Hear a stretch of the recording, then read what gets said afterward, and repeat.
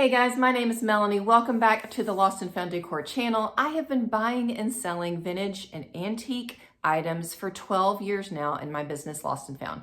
And I love helping other people that are trying to do the same thing. I love trying to help other people succeed and to go from being a hobby to a business. So today's video is gonna be for you guys that are reselling in any of those forms, and we're just gonna rapid fire 5 things that you need to stop doing in your business right now. All right, number 1, you need to stop overbuying on your inventory. Stop buying too much stuff. And the question then is always, well, Melanie, how is too much? I am not smart enough to give you a fancy formula to figure that out. But I'll tell you, it's too much when you feel overwhelmed. It's too much when your garage and your storeroom and your side room and a storage unit that you're paying $60 a month for is full. It's too much when you could stock your booth for a year on what you have. It's too much when you can't manage it and when you're taking all of the money that you make in sales plus more every month and just going out and buying more. So the funny thing is that, like, we kind of joke about this all the time. Like,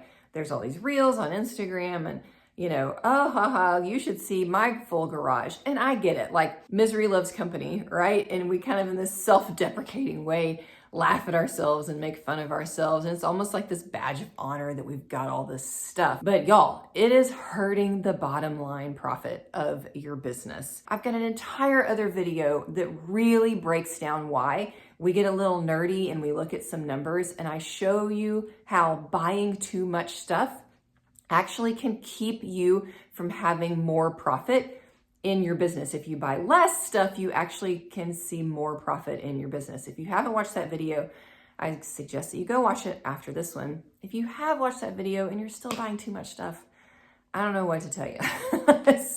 But it's just time to stop now. It's killing your bottom line and it's creating overwhelm, and it's leading us into the second thing that you need to stop doing. So that number 2 thing is having these entire booth flash sales, or if you're an online seller, just marking everything off $5 a day just to get rid of it all, right? When you've got too much stuff, that's what we have to do. At some point, you've just got to have a fire sale and get rid of all of it. And what happens when you do that? You drastically cut into your profit margin. You train your customers to not shop with you when things are full price. Just like going and shopping at Hobby Lobby. Whoever pays full price at Hobby Lobby? Never. Because you know, if you wait a week or 2 weeks, it's going to be half price. If you are relying on flash sales and clearance sales and marking the stuff down, that's a surefire sign that you're buying too much stuff, that your pricing strategy is not on point. Every once in a while, meaning like once a year at the most, or once every 2 or 3,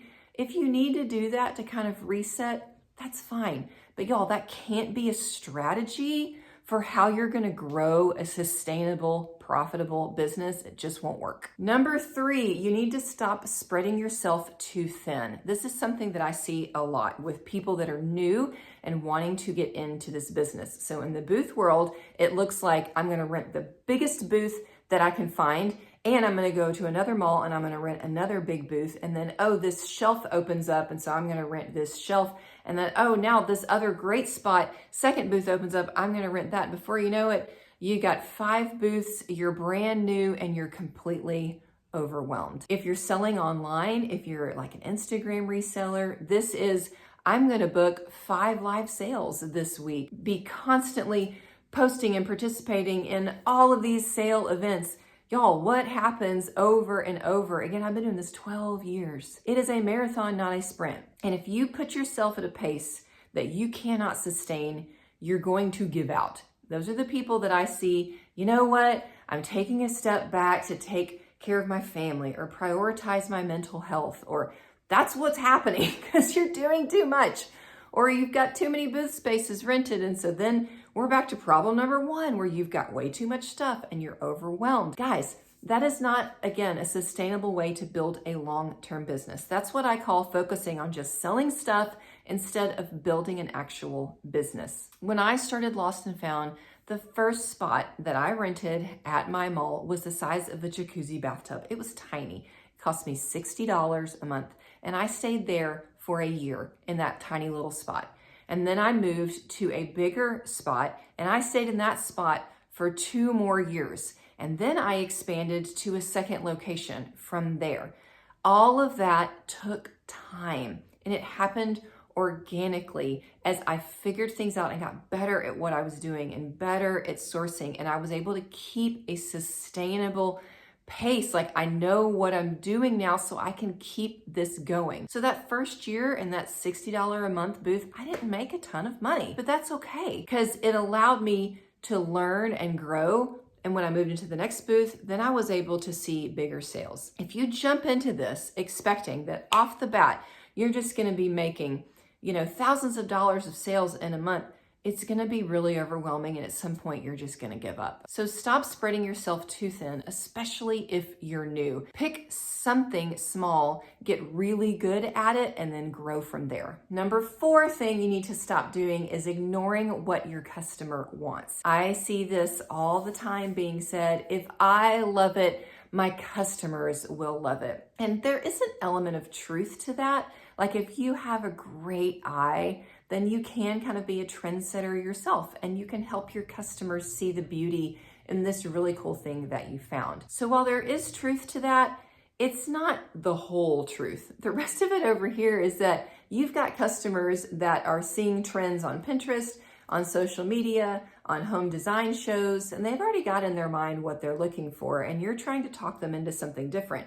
You've just made your job a lot more difficult. So if you are a person that loves mid-century modern, and you're at a mall that's selling mainly shabby chic, but by golly, you are going to convince those customers to love mid-century modern, you're just fighting an uphill battle. You need to move to a mall where everybody else is doing mid-century modern too, because then you're going to get the right customer. It's way too much work to talk that customer into your thing and your style. Same thing, if you're selling items online, then pay attention to the stuff that you see going really quickly. Okay, that's the kind of stuff that you want to try and get your hands on. And it may not always be your personal taste. That's okay. You want to listen to what the customers are asking for and try to deliver. So sticking with the theme of customers, number 5 is the last thing that you need to stop doing right now. And that is complaining publicly about your customers. Now, you may be thinking, who in the world would ever do that? But y'all,